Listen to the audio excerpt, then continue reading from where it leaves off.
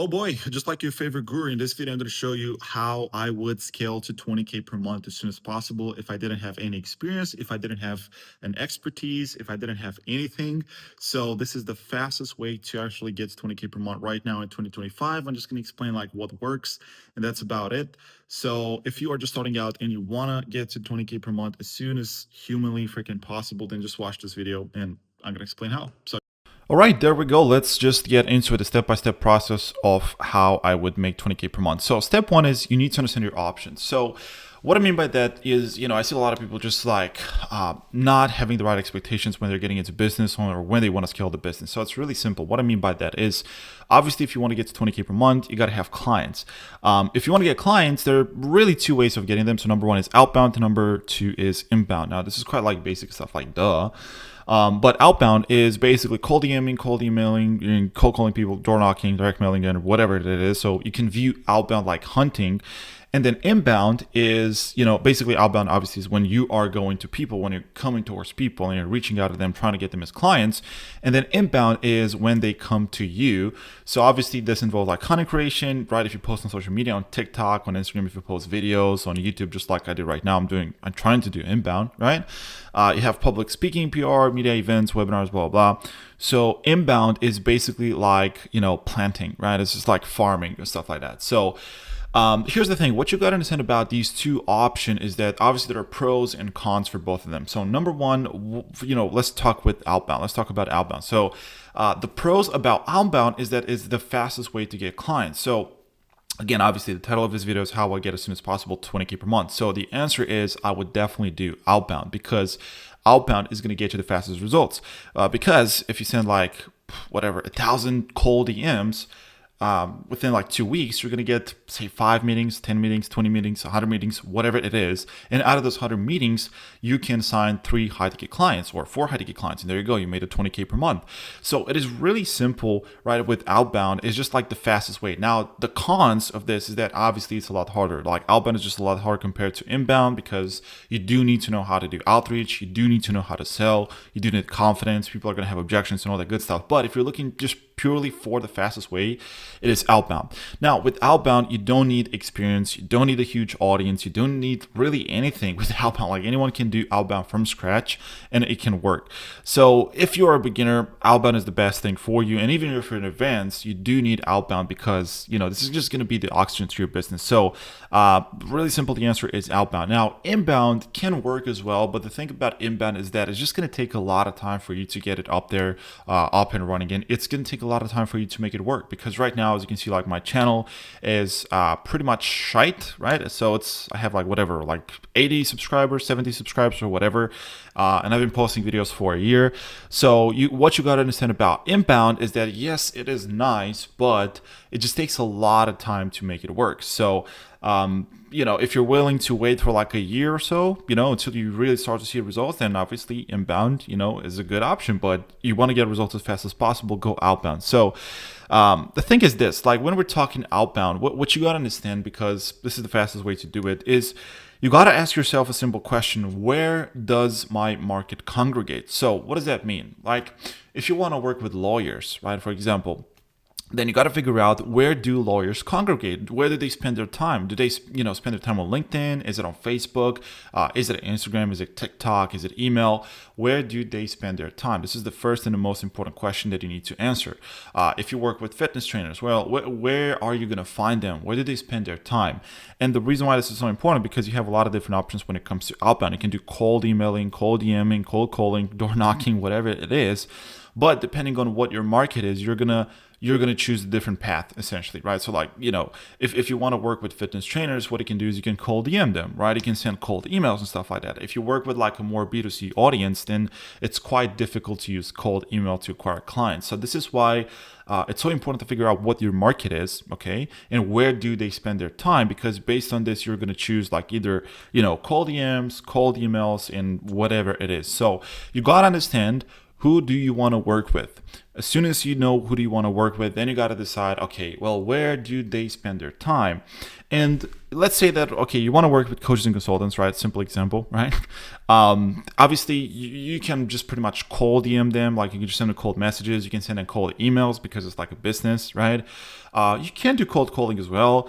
Door knocking wouldn't really work. It's not like a brick and mortar business, so it'll also be quite weird. Direct mailing, again, it wouldn't really work. So door knocking, and direct mailing is more for like brick and mortar businesses, not necessarily for online businesses. So, cold DMing, email calling is, for online businesses. It also works for, brick and mortar businesses, but whatever. So let's say that you want to work with coaches and consultants. Now you got to figure out, okay, on what social media platforms do they spend their time? You can do cold email and you can do cold DMing. So on what social media platforms do they spend time? Is it Instagram? Is it LinkedIn? Is it Facebook? Is it whatever?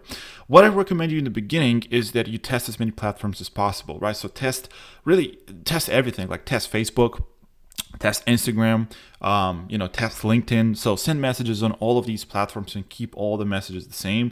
And you're going to see, which one works the best. Now, the thing is this. So what I mean, you need two solid channels. What I mean by this is that you need two different ways of acquiring clients cold, right? So with outbound. So what I would usually recommend you if you are in the online space, right, is use cold DMing and use cold email. You need to have two sources, because if one of them falls off, you have a backup, right? Like, you have another source that you can use. Like, for example, what happens in real life, and this happened to us before, we were very successful with cold DMing, and we still are very successful with cold DMing. But the problem is that, your accounts can get restricted, your accounts can get shut down, you are limited by the platforms, and, you're just only able to send a certain amount of messages a day. So that means that you're capped naturally by cold DM. So what that means is that you also need to have an email source that's going to help you make up for the volume, that's going to help you have that consistency in volume and inputs. So it's really important to have two sources, because you don't want to put all of your eggs in one basket. And I'm sure you already know about the saying, just don't put all of your eggs in one basket. Have two sources of acquiring clients cold outbound.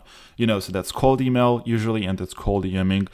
Email is much more stable. It's much more reliable compared to cold DMing. It's a lot harder to crack. It's a little bit more expensive. It might take a little longer than cold DMing to get clients, but you need both of them. So don't make this mistake where you're just using one platform and you just stick to that one platform. That's it. Because again, like, if, for example, you're getting all of your clients through your LinkedIn, what happens if your LinkedIn gets shut down or get restricted? Because it happens. Like, it's fairly common. We've been running a lot of accounts. It's fairly common. So anyways, what you need to do, first step, if you want to get 20K per month, is understand your options. Okay, so how are you going to get these clients? Outbound or inbound? If you're a beginner, most likely it's going to be outbound. If it's outbound, what channels are you going to use? Are you going to use Facebook DMs, LinkedIn DMs, whatever it is? Choose like the social media platforms. I would recommend starting with Instagram, Facebook, and LinkedIn, right? LinkedIn is the last one. See which one works the best for you, but also to cold email, because you're going to have that consistency. You're going to have, essentially, it's very solid base. Okay, so that, again, if something breaks down, you have another way of acquiring clients, so you are all good.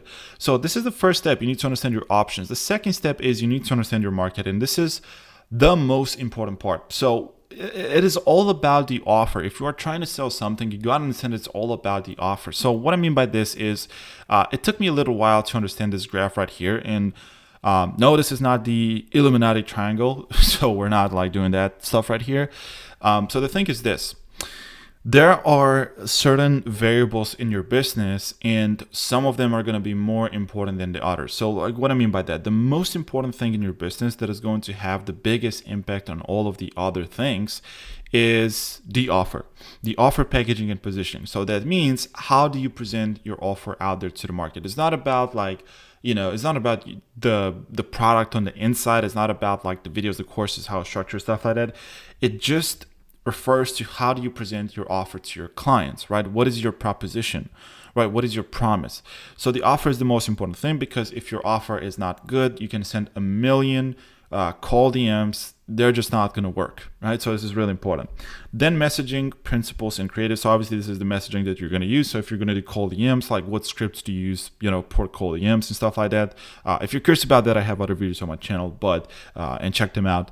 But yeah, that's that. Then targeting we have. So basically it's like, what are your prospects and how are you reaching out to prospects? Like, how do you find your prospects? Do you find your prospects using LinkedIn Sales Navigator? Do you manually search for them? Do you find them in groups, right? Do you find them by looking at the followers of a specific page? Or how exactly do you find those people? So obviously this is targeting. It's still fairly important, but again, the offer is the most important. The scripts that you're using are even more important than that, are almost equally as important as the offer. And obviously the targeting comes in place. And then we're talking scaling strategy, like, how are you going to scale the system? Are you going to hire setters? Are you going to do it yourself? Are you going to buy more accounts? How are those accounts warmed up and stuff like that? So again, just to quickly recap, the most important thing is your offer. The second most important thing is your messaging, like what scripts are you using for cold email, what scripts are you using for cold DM and stuff like that. The third one is going to be targeting. So how do you find your ideal clients, right? Where did you get them? Is it groups? Is it LinkedIn Sales Navigator? Is it Polo? Did you build that list? Like, how did you actually get that list of people that you can reach out to? And then the least important thing is the scaling strategy. And this is the last thing that I would focus on. So yeah, that's really important. Now, here's the thing about the offer. The offer is not about what you can do, and it's not about your expertise necessarily. I know it sounds counterintuitive, but let me explain. So the market doesn't care what you sell, okay, what you want to sell, sorry, but they only care about what they want to buy. I don't know who said this, but it's a quote. So the market doesn't care about what you want to sell. What does that mean? Like, when you build an offer, you got to sell what the market wants, and you got to do your research, and you got to figure out what do your clients want to buy, and then you just go ahead and build that thing. So it's called the market first approach, right? So you just got to choose, you just got to understand who your market is. You just got to talk to them. You just got to listen to them and build your offer around the market. So let me give you an example, right? Let's say that I want to work with coaches and consultants, right? I'm going to use the same example.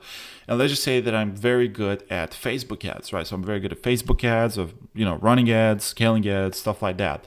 But let's just say that coaching consultants don't want to grow their business using Facebook ads. Let's just say that they want to grow their business organically. They want to acquire clients organically through LinkedIn, right? Through Instagram, whatever.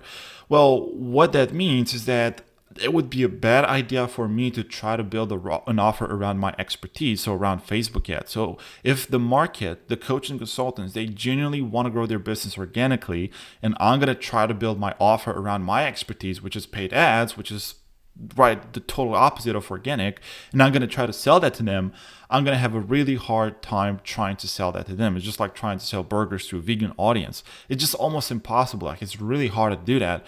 So what I would need to do instead is I would need to learn organic, because this is what the market wants. And I'm going to try to sell organic to coaches and consultants. I'm not going to try to sell paid ads if they don't want to buy paid ads, right? So this is just an example. It doesn't mean that it is actually the case with this market, but just an example. So two ways to build an offer here. Now, if you're like just a beginner, and it's just as simple as like choosing the market, like whatever it is, like roofers, coaches and consultants, lawyers, who do you want to work with, and just go and talk to them. Just have interviews. Just talk to them. Just ask them, like, what do you want to buy? What are you looking for? What are your goals? What are your problems? And just build an offer based on that. Just talk to 20 people and build an offer based on that information. Now, this is, again, if you're a complete beginner, this is the simplest way to do it. So number one is to build it around a specific market. And this is basically where you're targeting people based on their title, whether they're, again, lawyers, coaches, consultants, roofers, whatever that is, right? And so, again, this is a really simple one, because what you need to do is, number one, pick the market. That's coaches, that's lawyers, whatever that is. Talk to a lot of those people, right? Talk to 20 people. Interview them, ask them what are their problems, what are their challenges, right? Obviously, like, what are their specific goals, and based on that information, build your offer. If 80% of the people are going to tell you, like, hey, I want to get like whatever 20 clients a month, that's going to be your offer. Hey, I'm going to help you get 20 clients a month. So it's just as simple as that. Now, this is the first way to build your offer. It's around the market. Now, there's a second way to build your offer, and this is more for coaches and consultants, right? Is when you have an expertise that doesn't necessarily apply just to a specific market based on their title, but it's more going to be based around the problem that you solve. So this is narrowing down based on the problem. So let me give you an example. Like, for example, if you're a coach, like a health coach, and you help people who are struggling with their gut health, right? They have a lot of gut health issues. Well, your offer is going to be around the problem which is the gut health issues, right? Obviously, a lot of people are going to deal with that problem regardless of their title. Like, whether they're like a CEO, they're working at McDonald's, they're a lawyer or whatever. they're still going to have gut health issues. So in that case, your offer is not going to revolve around the market, but it's going to revolve around the problem itself, if that makes sense. So if that's the case, like, how are you going to find people? Is going to be a little different compared to how you're going to find people based on their title, because, you know, based on the title is really simple to find people. You can find them in hyper specific groups. You can just look out for them. You can just type those keywords and you're going to find a lot of profiles. For example, lawyers, you can go on LinkedIn, type lawyers, and you're going to find a bunch of lawyers. But if your offer revolves around the problem, so I gave you that example with the gut health coach, then you're going to find your clients going into hyper specific groups. And that's, you know, most likely going to be Facebook and stuff like that. So, you know, that's pretty much the idea right here. And the reason why this is so important, because the way you build your offer is going to influence the way you're going to get clients. So what you want to be careful about is, you know, when you build your offer, this is going to influence how you're going to get clients. And again, I'm kind of repeating myself, but if you have a very sensitive offer, like you help people to whatever, get rid of their alcohol and cocaine addiction, well, you got to take into consideration the fact that it's going to be quite difficult to target these people. It's probably going to be quite difficult to actually talk to them and to get them to open up and even admit that they have a problem. So you need to think about all of these things when you're picking your market and when you're picking your offer. So it's not just about like, okay, what can I do?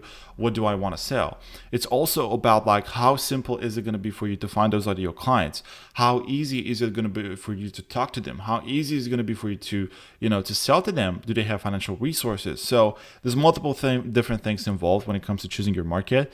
But you got to take all of those things into consideration, because guess what? If you want to get clients, you need to do outreach. If you need to do outreach, well, your offer is going to influence the way you do outreach. So it's really important when you're thinking about your offer to take all of those things into consideration, and to also think about outreach when you're building your offer. It's really important, because sometimes you can build an offer that's almost like impossible to do outreach for and to get clients for. And, you know, you're always going to struggle. So you got to change your offer sometimes. But yeah, this is like a side tangent. So these are the two ways to build your offer. Now, you are going to be in one of these three scenarios. So I just want to make it stupidly simple for you to understand. And based on, you know, whether you're in scenario 1, 2, or 3, there's different things that you should do. So scenario number one, this is if you are a little bit more experienced. So if you have worked with multiple different clients in the past with different problems from different industries, and you're just not sure how to narrow down your offer because the offer needs to be specific. So for example, if you work with a bunch of different clients in the past, like some of them had gut health issues, some of them had like low testosterone, some of them had like perimenopause, like you've worked with a bunch of different clients and you just cannot decide to pick that one specific market that you want to help with, that you want to work with. If that's the case, I have a simple exercise for you. It is called the client scoring spreadsheet. So you can just build like a simple spreadsheet just like this one, where you're going to list out all of the past clients that he had, all of the different sub-markets that they have been in, and you're going to list out all the pros and the cons. Now, what you're going to be looking for here is patterns. If 80% of your clients are from a specific market, then there you go. You just found your market. That's the market that you need to go after. So for example, if you've worked with 100 different clients in the past, and all of them seem to be from different industries with different problems, so it's really hard for you to make a specific offer. Well, if, for example, 70% of your clients are lawyers and all of them want more clients, right? They want 5 clients per month. Well, this is going to be your offer. You just choose the lawyers. You just choose the majority. Or even if it's 50%, right? Then you're going to choose that specific market. So this is for you, again, if you've had a lot of clients in the past, you're just not sure like who to go with and what kind of industry to focus on, right? This is for you. Maybe you are a little bit experienced if you are in this category, and this is the exercise for you. Now, let's just say that you haven't worked with any clients in the past, but you do have the expertise. You do know what problem you can or want to solve. You just don't know exactly what market to go after. So for example, if you've had a lot of gut health issues, just to go with that example, and you fixed it for yourself, right? You've been to a lot of doctors, nobody knew how to solve this problem, but you've managed to fix it yourself. That means that you are a pro at it, and what you want to do right now is you want to help other people. Well, what you want to do, if you have a specific problem that you want to solve, you just need to do another exercise that I like to call the problem niche scoring spreadsheet. Sorry, the problem niche scoring sheet, right? Where what you're going to do essentially is you're going to list out all the different problems that you can solve, right? Or if you have just one problem, just list out one problem. And next, you want to list out all of the potential markets that will benefit from your problem, and that might need benefit from your solution and that might need help with solving their specific problems. So, for example, if you are a stress coach or whatever, right, you help people to decrease their stress levels, what you can do is just think about, okay, what market is, needs my help the most? Like, who are the most stressed out people? Are they lawyers? Are they CEOs? Whatever that is. And you got to pick those people and got to go after the market who needs your help the most. So this is really important. But again, it's just all about listing all of the potential options and just choosing one, right? Because your offer needs to be really specific. So this is the second scenario. The third scenario is if you haven't worked with any clients in the past, you don't have experience at all. So you're just basically starting from scratch with everything.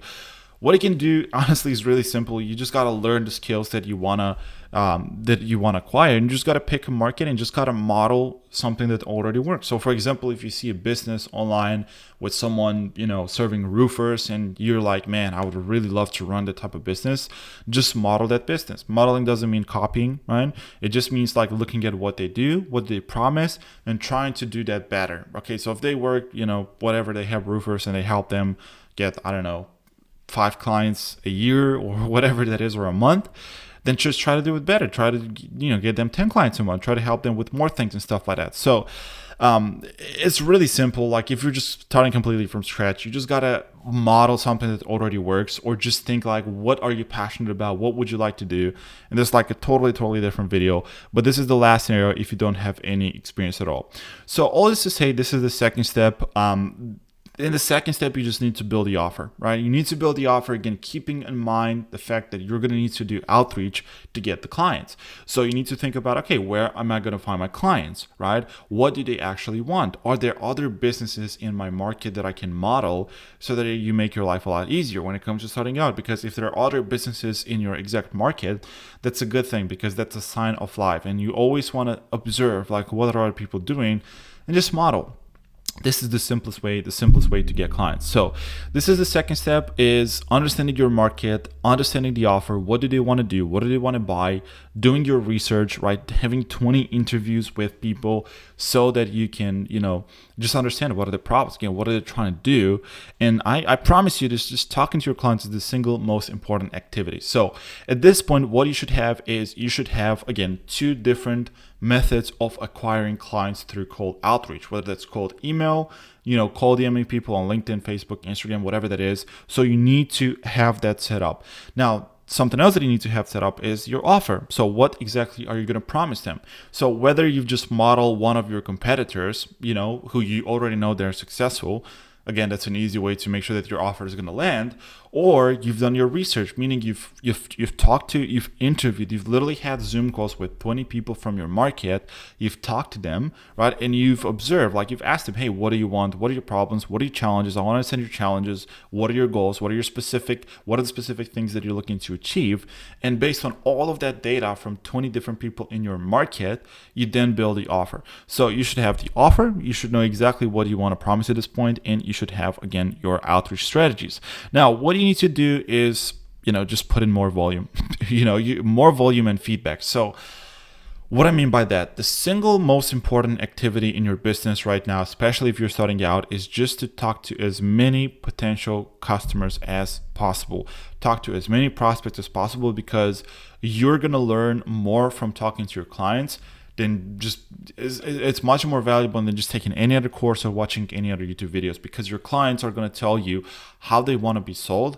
Your clients are going to tell you what do they want. Your clients are just pretty much going to tell you everything. So you just got to talk to as many of these people as possible. But a caveat here, you got to make sure that they're from your niche. So what I mean by that is, like, if you want to work with doctors, for example, right? You just want to help doctors, random example, but a nurse replies to you and they say, okay, I'm down for an interview. You don't want to take that interview. You want to make sure that they're from the exact same market, because otherwise the data is not going to be accurate, because a nurse wants something completely different compared to a doctor. So you got to make sure that if you're talking to prospects, you are going to talk to the prospects who are in your market. So it is really, really important. And then obviously, once you've decided again who your market is, how you're going to reach out to them, just do volume. Just do 100 outreaches per day consistently for 4+ months, and you're going to make 20K per month. Even faster, to be honest, than 4 months. You can make like 20K per month like next month if you just do it consistently. So 100 outreaches, meaning like, for example, if you have it split into like, 2 different categories like email and cold emailing, send 5 cold emails per day and 50 cold emails per day and 50 cold DMs per day. So split it evenly across email and DMs, and you're gonna learn a lot more than you would have learned if you would have like just as opposed to like you watching videos on YouTube or taking courses. So this is really important. So just do it consistently. Now, if you're going to do this volume, if you're actually going to do 100 outreaches per day, you're going to learn a lot of things. And what's really important is obviously for you to actually track your data, to use tracking spreadsheets and all that good stuff. And you can just create a simple spreadsheet with like how many people did you reach out to, how many people replied positively, and how many people booked the call with you, right? And I have other videos on my channel on how to build a funnel to acquire clients organically, cold outbound, and how to convert them into, book calls and stuff like that. So you can watch other videos on my channel. This is just about the strategy, right? And so something else that you got to take into consideration is the feedback, right? So I have here like obviously the diagram of like systems. So you have your inputs, which is basically the offer that you have, the leads that you have, the messaging that you have the process, which is just the process of you reaching out to them, and you have the output. Now, you're going to get 2 forms of feedback, and the feedback is really important because feedback is going to help you mold your offer around what the market wants. It's going to help you understand how to sell your offer. So this is why feedback is so important. And what I like to say is that there are 2 forms of feedback. So number 1 is direct market feedback, which means basically that your prospects are going to tell you how much you suck, and I'm going to explain what that looks like.